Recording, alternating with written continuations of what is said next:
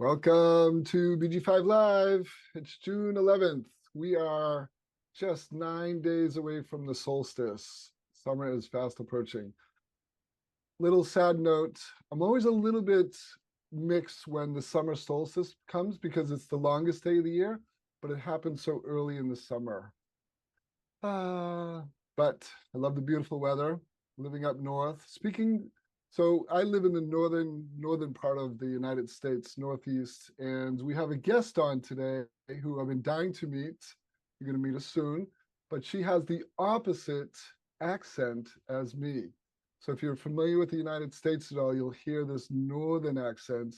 But our guest, who you're going to love to meet, is very different. So Vanessa and I were sort of laughing to ourselves, the contrast between the two of us. You get to see in just a little bit. So here we have our wonderful intuitive emotional express builder in Vanessa.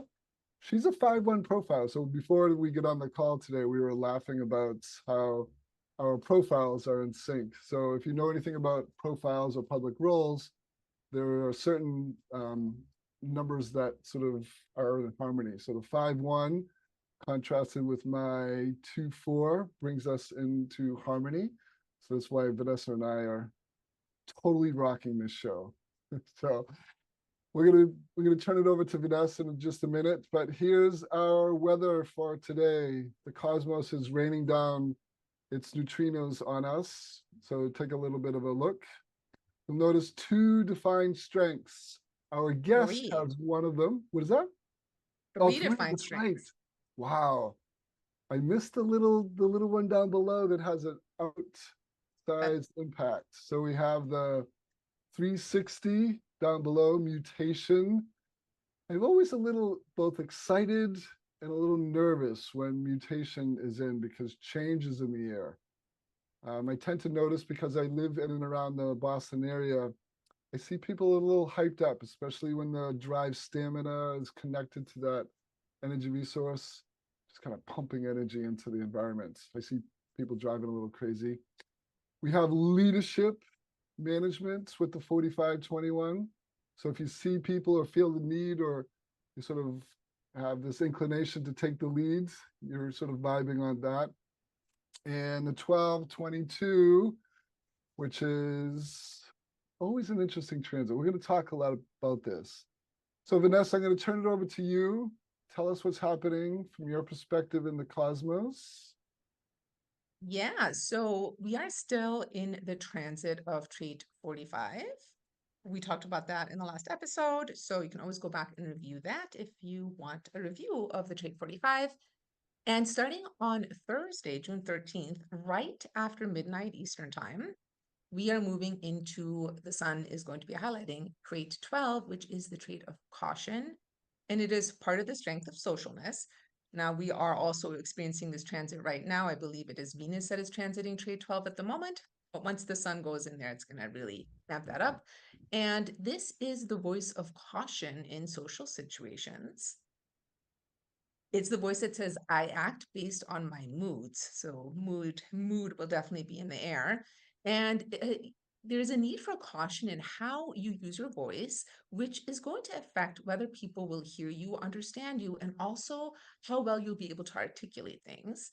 This is individual energy. This is mutative, it brings change. It is on the communication and action function. And this is also an initiator strength or a manifested part of a manifested channel. So when you're in the mood, your voice has a very mutative potential that impacts others through your tone and what you say. And it's a good idea to stay silent until your mood lets you know that it is time to speak, that you have something to say, and also your very unique individual way of saying it. Now, the tone and the cadence of your voice is going to be profoundly impactful here. So with individual energy, this is very acoustic energy, and your tone may actually be even more impactful than your choice of words. And you'll be experiencing this with others as well, because everyone is going to be experiencing this when it is transiting.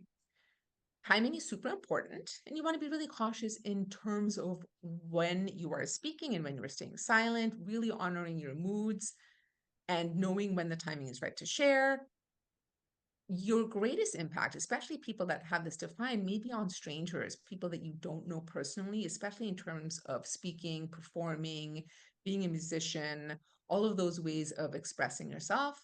And when you are not in the mood, your audience may not be able to hear what you want them to hear, or they may not experience or receive the inspiration or the impact that you are actually capable of. So, mood is important here, timing is important, and expression.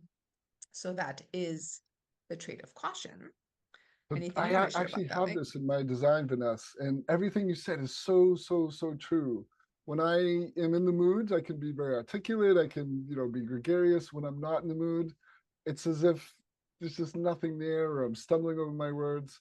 So it's always amazing when you hear about a trait the way that you're explaining it in depth, which is wonderful. And then you sort of match it to your experience, like, wow, this stuff really works. All right. So on next Tuesday, a week from today, that'll be June 18th at right before midnight, we are actually going to be moving on to trait 15. And this is also a skill in the penta, and I'll get to that shortly. And this is in the sharing thematic, and it's about logical understanding. It is part of the strength of patterns and rhythms. And trait 15 is about diversity and reliability. This is the love of humanity, and it's the ability to accept and find a place in society for the full spectrum of human behavior. This can be magnetic and really attractive to people because of the acceptance and the acknowledgement of diversity, and has the potential to pull others into a rhythm and integrate the rhythm of others and yourself into reliable groups, which is why this is an important skill to have in business and in small groups. Acceptance here does involve loving the extremes of your own timing. So people that have this defined, they can have very extreme rhythms. So they can sleep 15 hours one day and maybe then skip the next night's sleep, work for a week straight and then take 2 weeks off. It's definitely very different from trait 5, which is the other end of the channel, or strength, which both Mike and I have. So it's going to be fun and interesting. Those of us that have trait 5 are very routine. I do the same thing at the same time every day, and I love it. So trait 15 and trait 5 together is always it's going to be a fun transit for us. So it's important to go with the flow of your rhythms. People that have this can be very influential on others in terms of their extremes and how identity and behavior shows up. They're able to accept other people's extremes without judgment, which I think makes it such an interesting and fascinating trait to have. And it has the potential to influence how extremes are made more balanced and integrated with the collective. Now, it is also a small group or a pentaskill, and it's really important. Having somebody on your team that has this skill can make a really big impact because this is the skill of reliability. And people that have this can attract and pull together a diversity of different people and create cohesive groups and also hold the groups together in a reliable way, which is really great because it's really reduces turnover in small groups and teams, and also helps build a sense of trust and security and consistency in teams. So having somebody with this skill defined in their chart on your team is going to be really important and super beneficial. Yeah. So those are the two trains that we have coming up. And we also are going to be talking about, and like we said earlier, this is transiting right now, the strength of 1222, the strength of socialness. And I'm really excited because our guest today has this strength and we get to ask her all about it. So this is bringing together the emotional openness of trait 22 with the ability to articulate and express in trait 12. This is individual emotional initiating manifesting energy. There can be passion, moodiness, romance, charm, and this can be really impactful on others.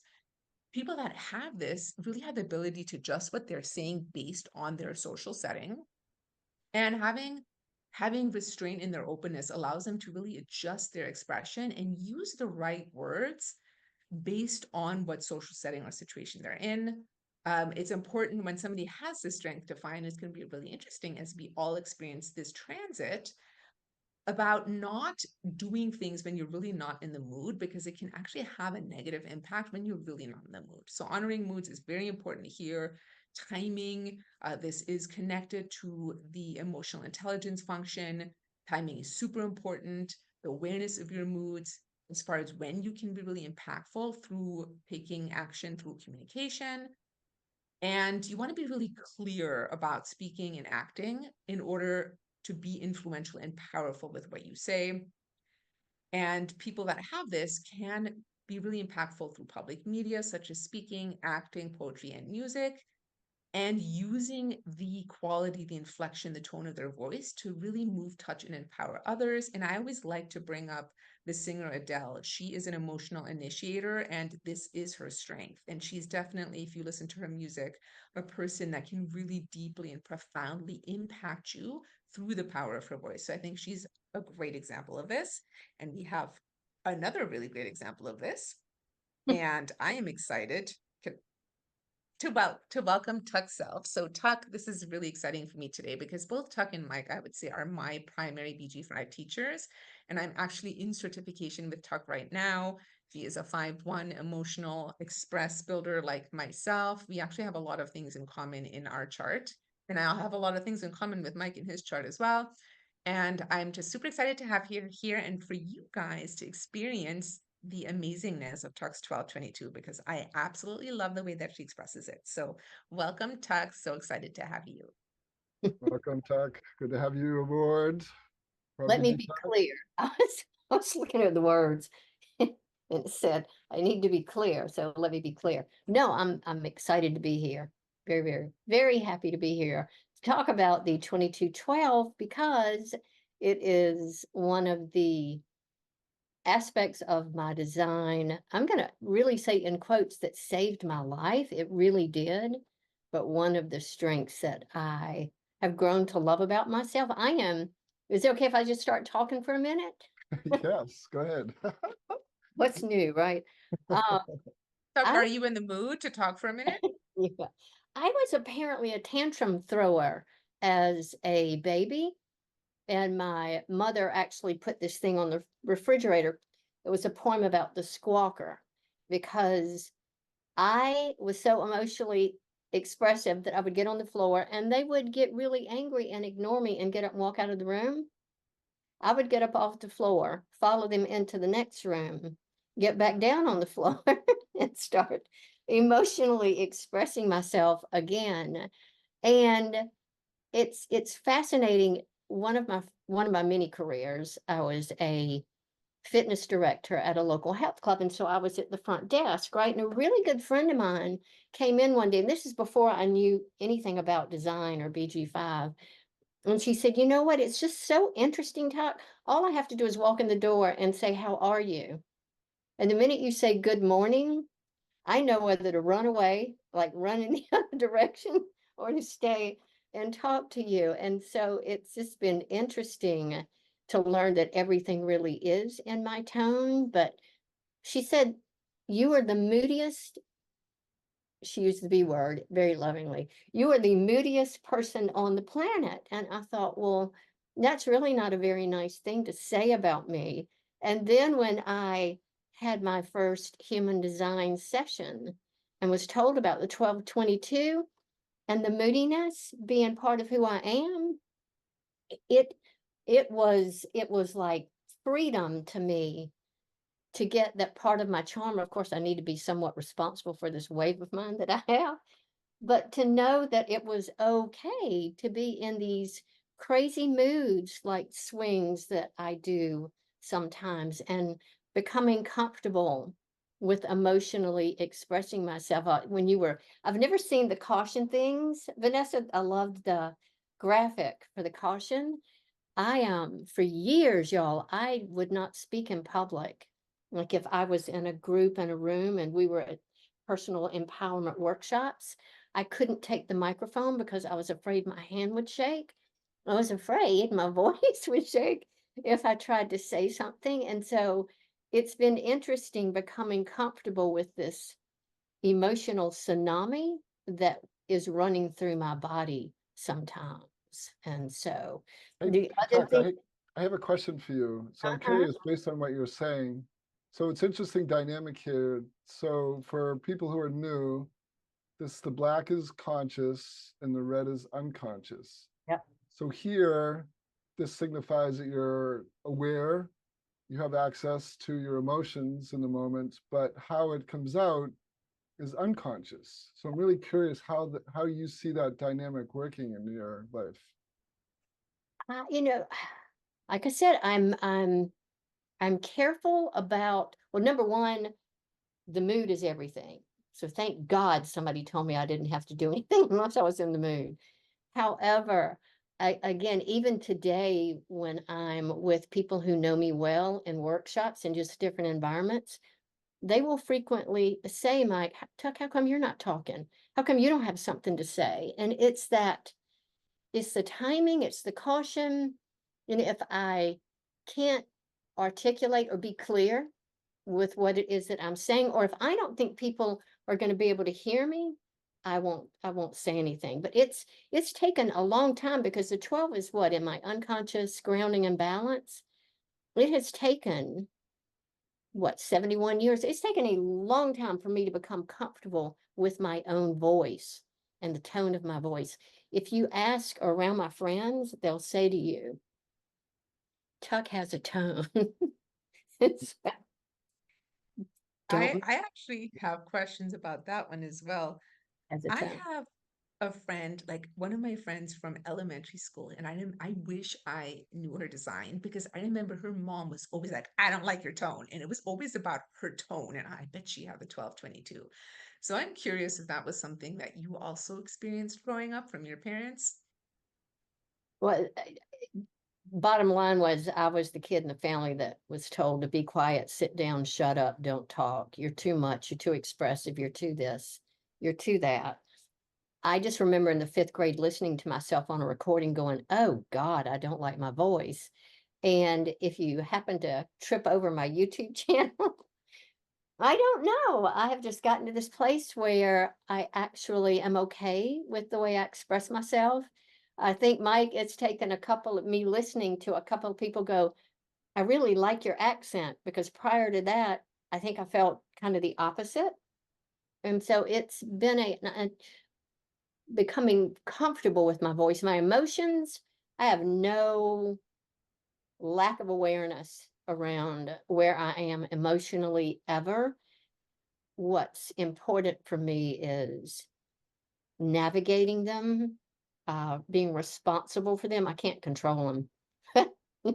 At least finding some way to responsibly. My husband used to say, Tuck, you can go from 0 to 90 faster than anyone I know. I don't understand you, how quickly you can just explode in your expression. And so, yeah.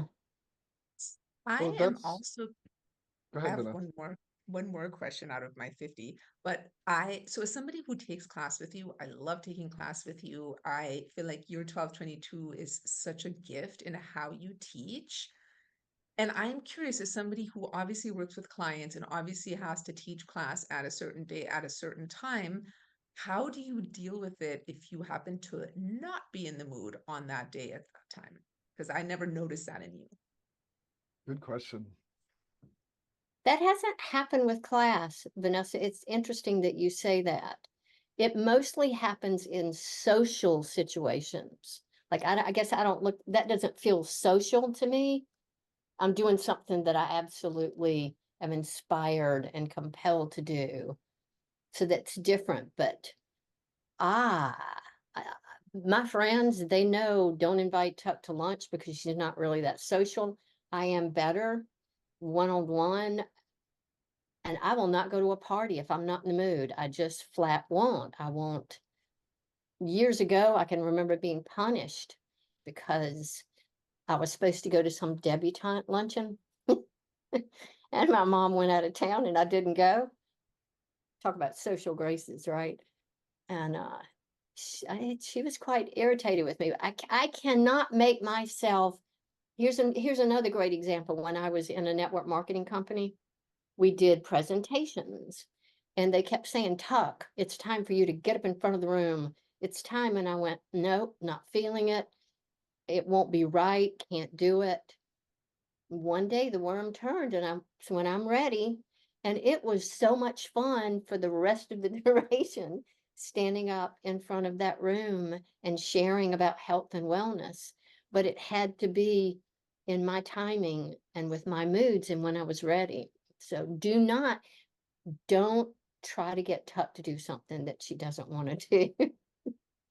It's kind of the story. So It sounds really brave to honor your moods where socially, you know, we kind of run over people's emotions. And so to hear you tell the story about, you know, how important it is and how pivotal. And Vanessa was talking about how impactful the 1222 can be. I actually, 1222s, their voice is a melody to me.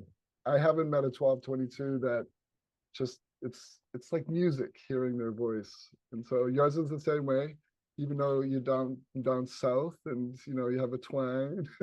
you know I'm what's grateful with you.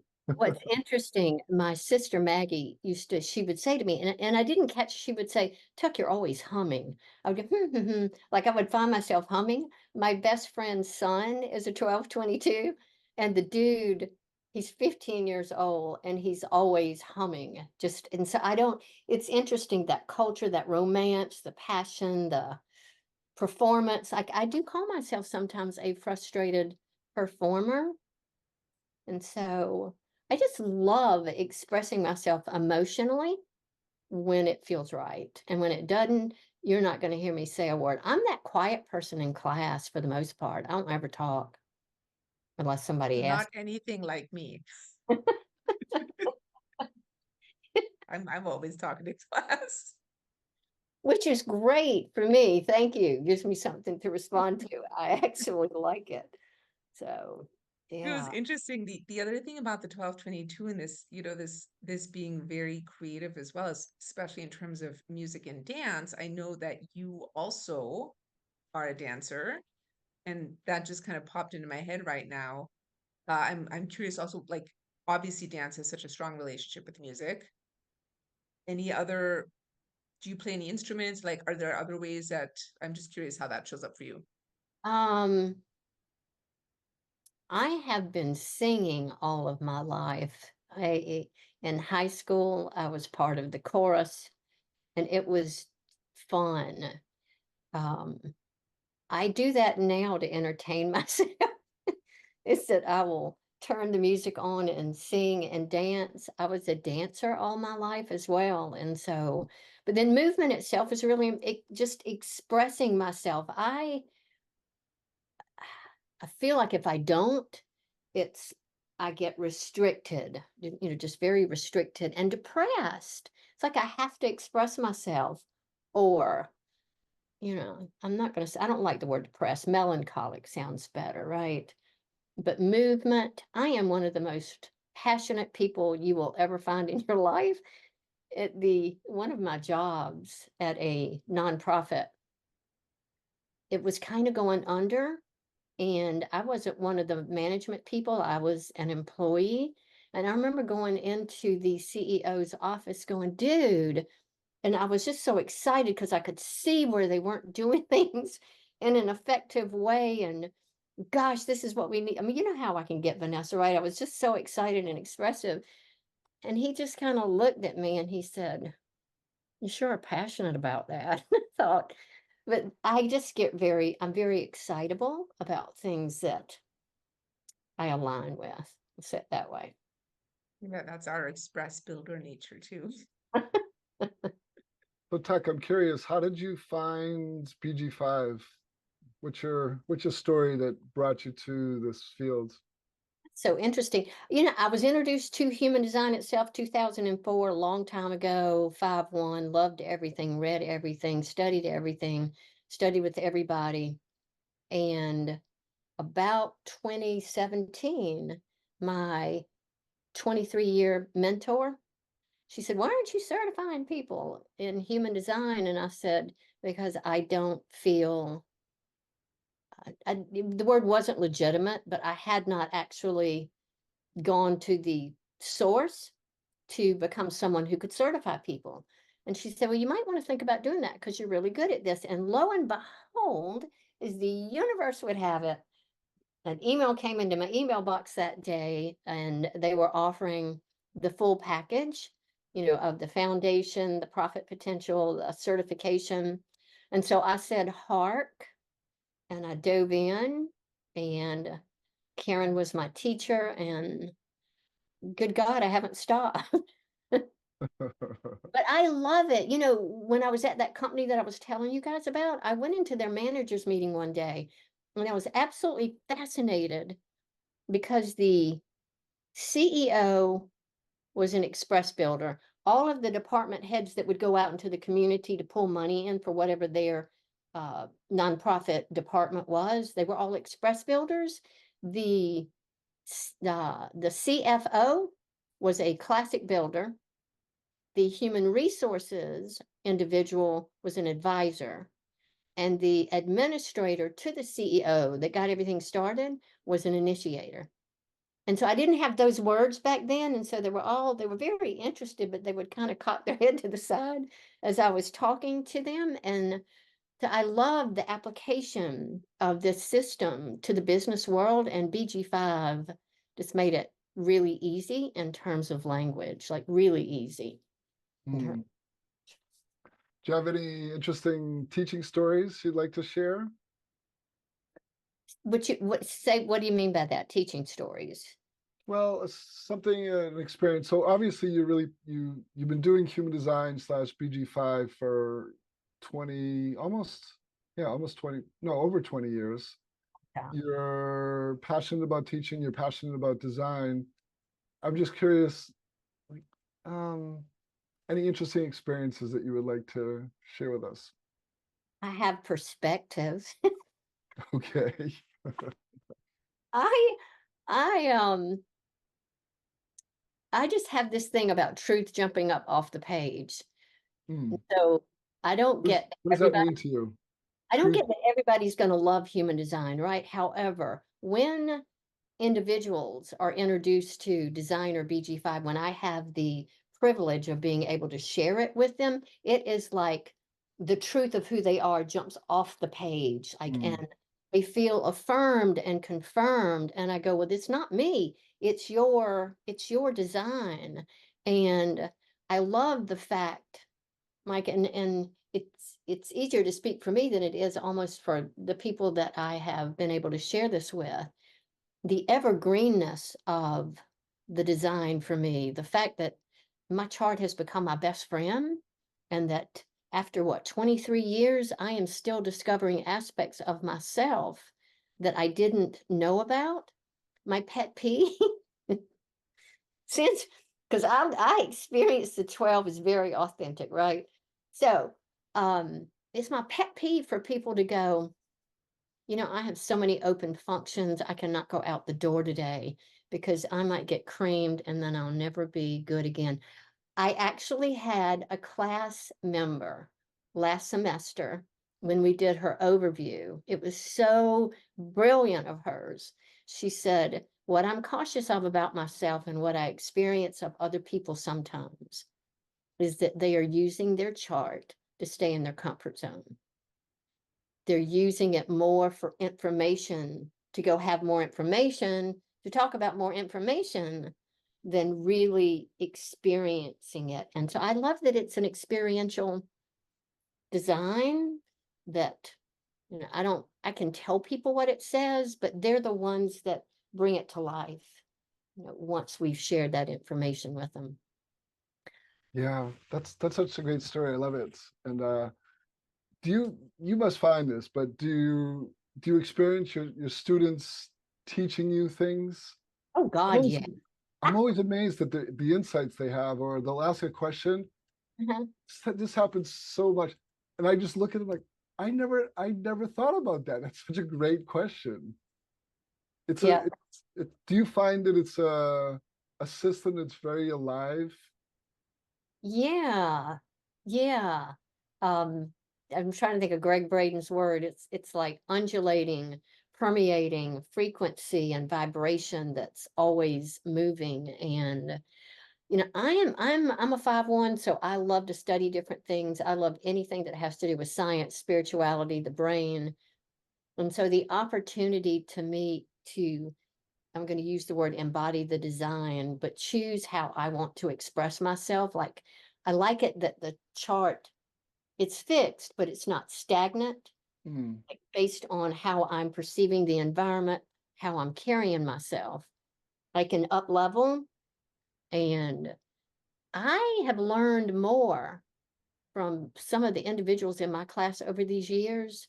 And I have a best friend who's gone through this with me, Mike and Vanessa, and she has a whole different perspective than I do. And we used to teach human design together because Mhm. we had different approaches. And people would say, "Oh my God, Tuck, is it okay if I go to this person's class or I go to this person's?" And I'm going, "Yeah, you know, I'm just one channel and vessel that the information's coming through." And so I love hearing other people tell me what their design's like. Like, I want to know what it's like to be a 3420. I have my perspective and experience of 3420s, but God, that's got to be interesting to be a 3420. You've come to the right place. You've come to the right place. Vanessa and I could go on, we could wax poetic for hours about being a 3420. Both unconscious too. Yeah. Yeah. How would you describe your teaching style? Because I'm fascinated. I'm sort of aware of my own teaching style, and I'm working with Lavina, you know, with the instructor class, and so I get to witness her teaching style. How would you describe yours? This is weird, but the first words that come up for me is fun. You know, if something is not fun, I cannot do it. I know that's not the purpose, but um,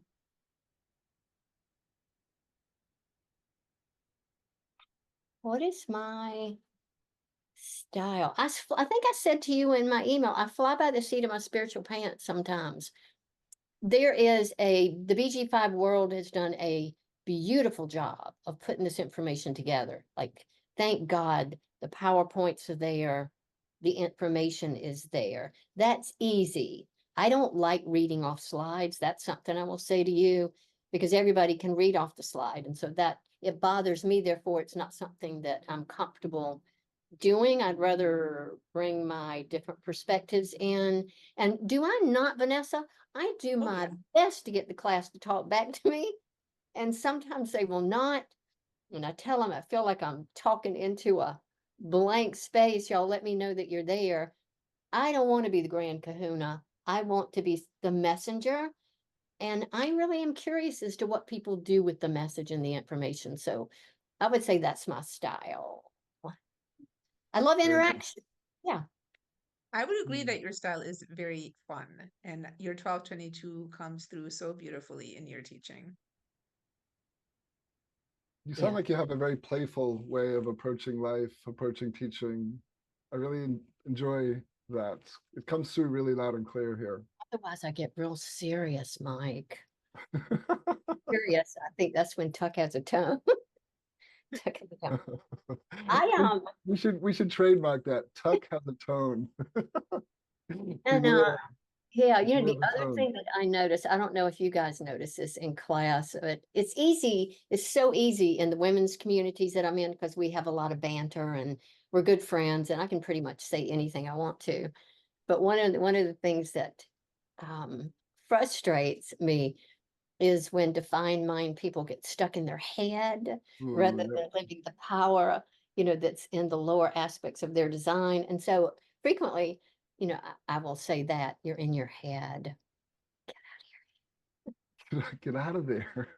So as the only person here that has a defined conceptualization function, actually one of my best friends, hers is undefined, and she'll come to me a lot when she needs something that she knows that my my defined conceptualization or ajna can provide. And I will go to her when I need a bigger perspective around things, and she'll tell me, she always says to me, get your head out of your ajna. Ah, that's so good. Can I use that? That's very, very good. Those weren't my Yeah. words. I think your words are, yeah, that's good. Yeah.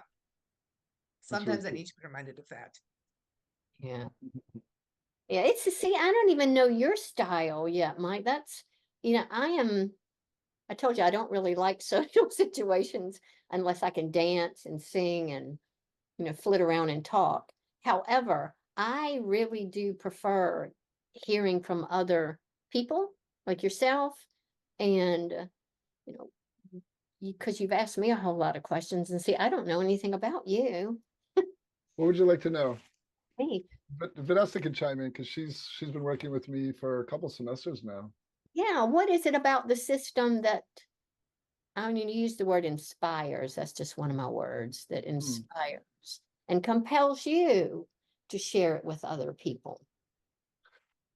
I discovered human design in 2005, so just around the same time as you, and was immediately just the visual image. When I first saw my chart, I was really drawn to it, which I always find really interesting because a lot of people have a similar story. They'll look at their chart and something inside them just grabs a hold of it. And so that was for me.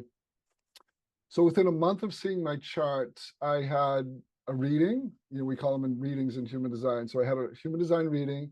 I signed up for my first Living Your Design class with Linda Bunnell, and I was just like off to the races.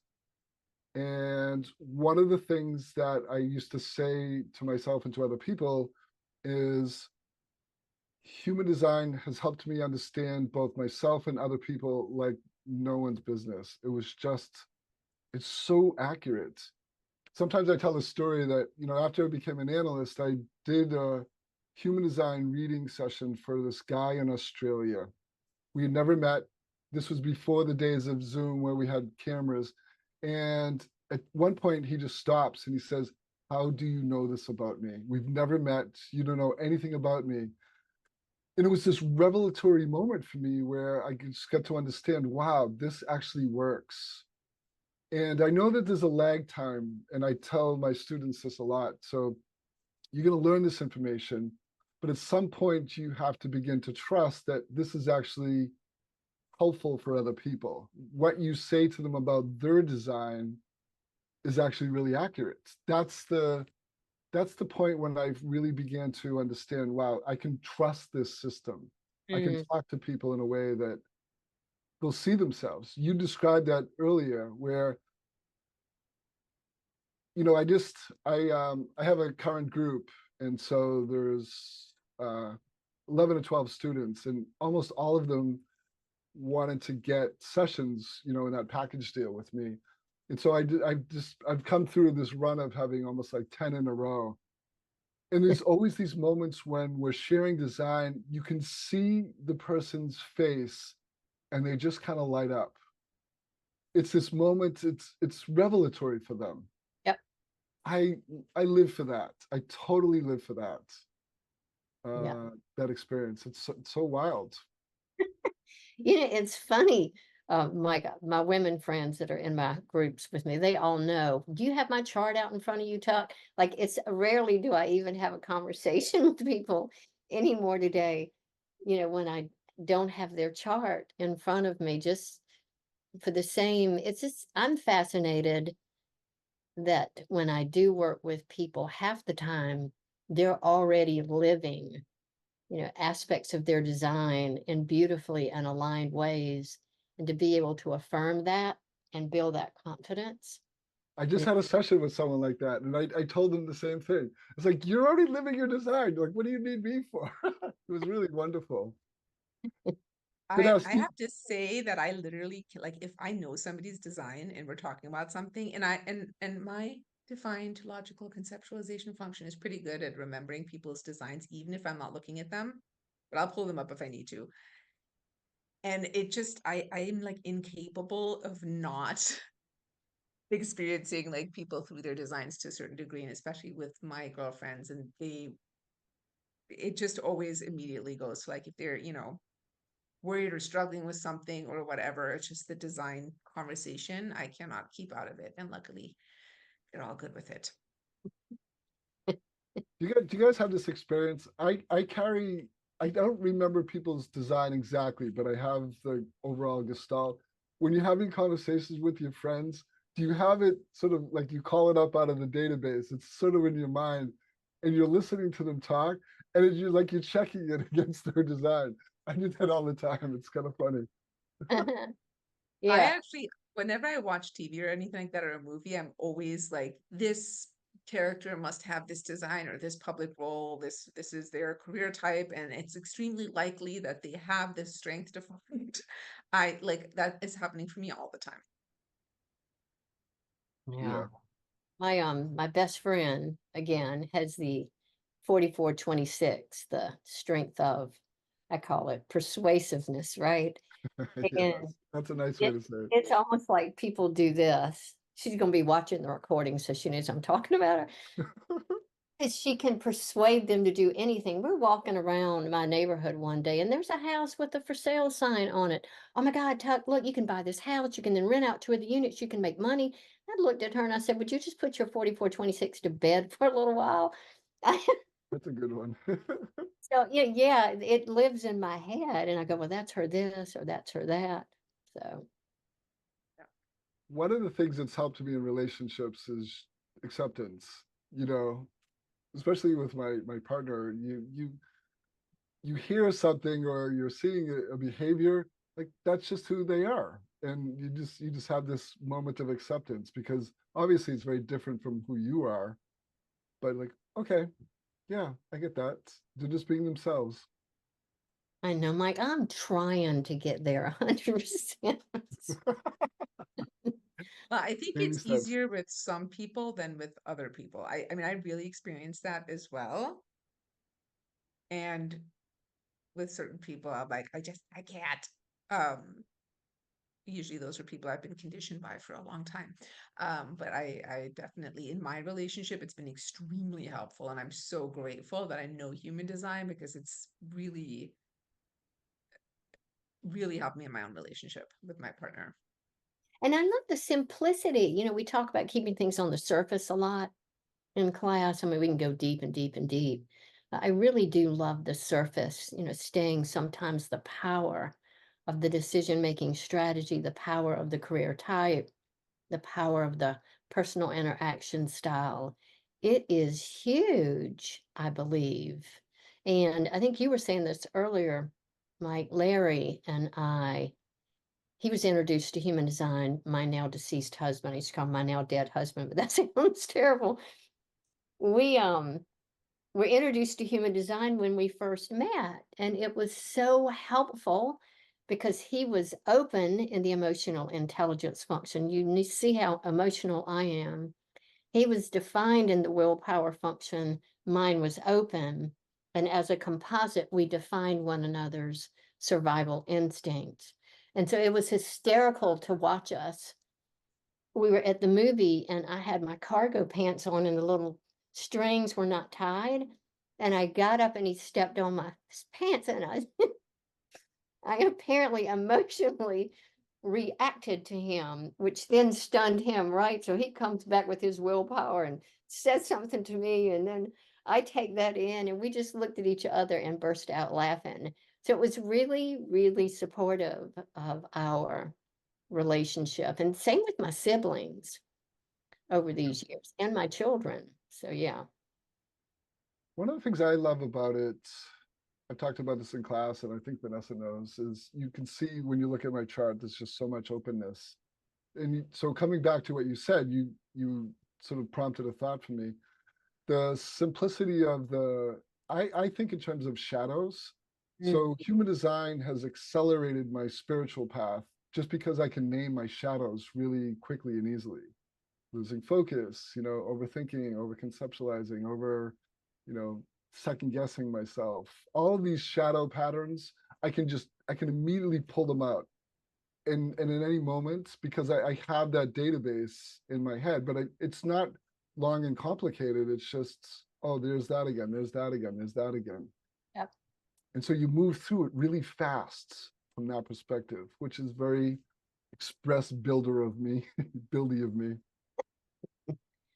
Yeah, I It's great. It's great. totally agree. Way back in the beginning, that was one of the aspects that intrigued me as a personal growth enthusiast, where do I go? Where are my patterns and where are the vulnerabilities that are there for me to, come present to and release? And so I like you, I loved the questions that went with each open function and the opportunity to ask myself, where am I off track in those functions? And as a coach, good Lord, the whole design itself is huge, to be able to ask questions of clients to see, where they are and then let them come to their own answers and revelations. Yeah, I don't stick with stuff forever. I mean, I'm a very committed kind of person that, again, this design to me, BG, it's evergreen. It grows, it expands, it evolves with me and the people that I work with. And I haven't seen anything. I haven't seen anything that equals the power that the system has to catalyze, and Mhm. So Tuck, this has been a wonderful conversation. So fun. We might have you as a regular.